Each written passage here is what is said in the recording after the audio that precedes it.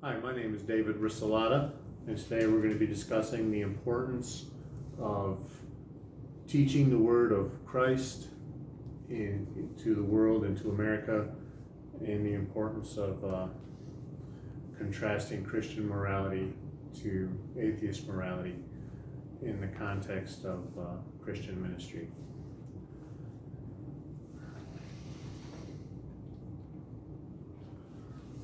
America was founded as a Christian nation. However, the influence of the atheist movement soon caught up. In 1962, the Engel versus Vitale Supreme Court decision ruled that Christian prayer in school was unconstitutional. This ruling, according to Paul Copper of Michigan Law Review, shocked the American consciousness. Many people felt the court had radically reinterpreted the First Amendment, which protects religious liberty, to meaning having the right to be protected from religion. In 1963, another major Supreme Court decision ruled against prayer in school. According to the website findlaw.com, the case was decided on the basis that the First Amendment states that the government shall not establish an official religion. The case was the Abington School District versus Schempp. This is twice where the U.S. Supreme Court ruled against religious freedom. The federal government is not supposed to control education. However, if they do control education, then this radical interpretation of the First Amendment is correct, because if the schools are allowing Christian prayer, then that means the federal government is sanctioning an official religion.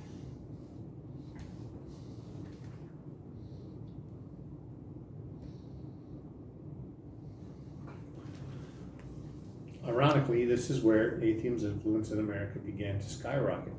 The group American Atheists, according to Ryan Cragen, was organized immediately after these court decisions. To this day, American Atheist is a point of contact for public interest in atheism, and they are considered a major advocacy group for atheists.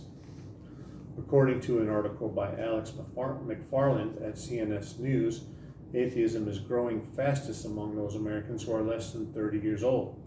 Over the past 25 years, the number of atheists in America has risen from 18% of the population to 34%. This new rise of atheism teaches that Christianity is intolerant and bigoted and should not be accepted by the mainstream. This is an attitude that no less has been influenced by the 1962 and 63 Supreme Court decisions.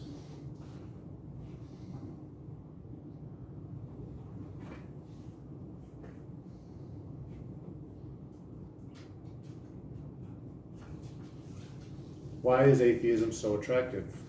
According to Nigel Barber of Psychology Today, many people find comfort in atheism because belief in God takes faith, and belief in science or government tends to provide immediate results. For instance, science, or more specifically psychiatry, offers immediate relief to feelings of sadness and hopelessness in the form of a pill or psychiatric medicine.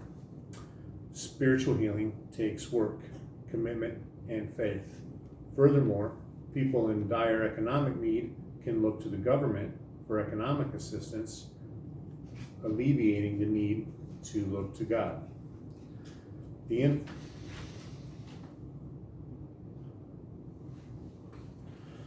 influence of atheism goes beyond 20th century America. The very principles which drive scientific education in America today can be said to be influenced by Darwinian evolution. Darwin himself said that his study of the natural world led him to believe that the story of Genesis was in fact a myth. In Darwin's own autobiography, he states the following: "By such reflections as these, referring to his studies of the natural world, which I give not as having the least novelty or value, but as they have influenced me, I gradually came to disbelieve in Christianity as a divine revelation."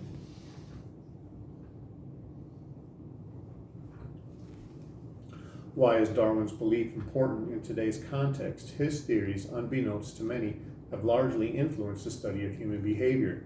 Darwin believed that humans were no different than apes from a moral perspective.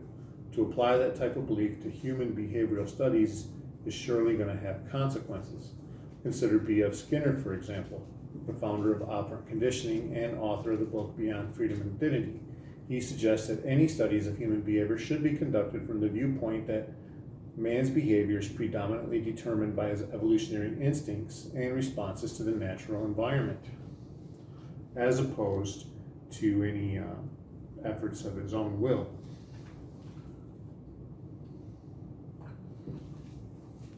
Furthermore, the Darwinian worldview, again largely based on the belief that the Christian worldview is false, was a major influence for the development of communism and Nazism, according to Bergman of the Journal of Creation.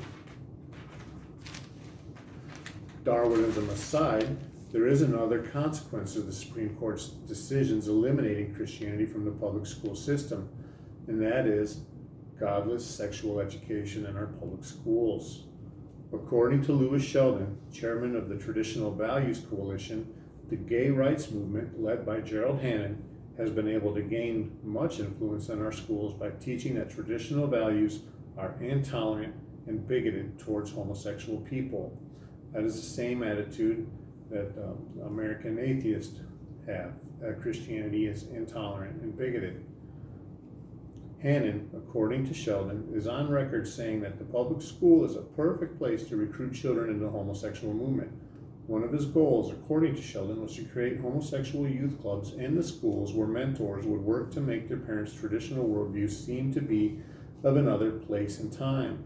Given that we have progressed far beyond that and our schools are now teaching gender as a social construct, this agenda has succeeded.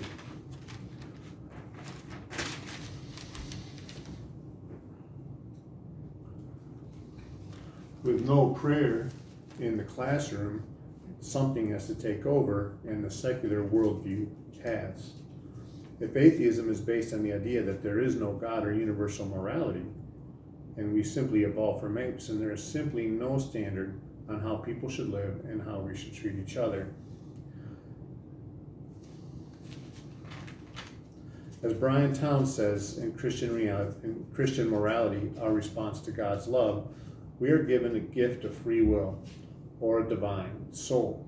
This is the one aspect that atheist or science denies us.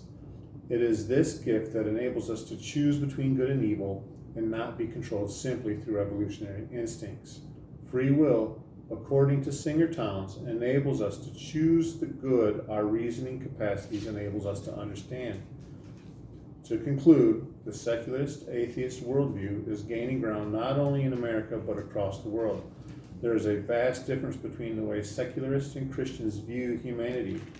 There is no special significance in being human per the atheist belief, and as a result, communist and socialist dictators use their atheist Darwinist worldview to justify the murder of millions who were seen as worthless to them. The lack of Christian morality in our schools is leading to deviant and sinful sexual behavior that is damaging our children. Many people believe that the postmodernist generation can be reached. However, the real solution to this problem lies in Christians getting dominant positions in public education and countering the atheist worldview. This, however, could take generations.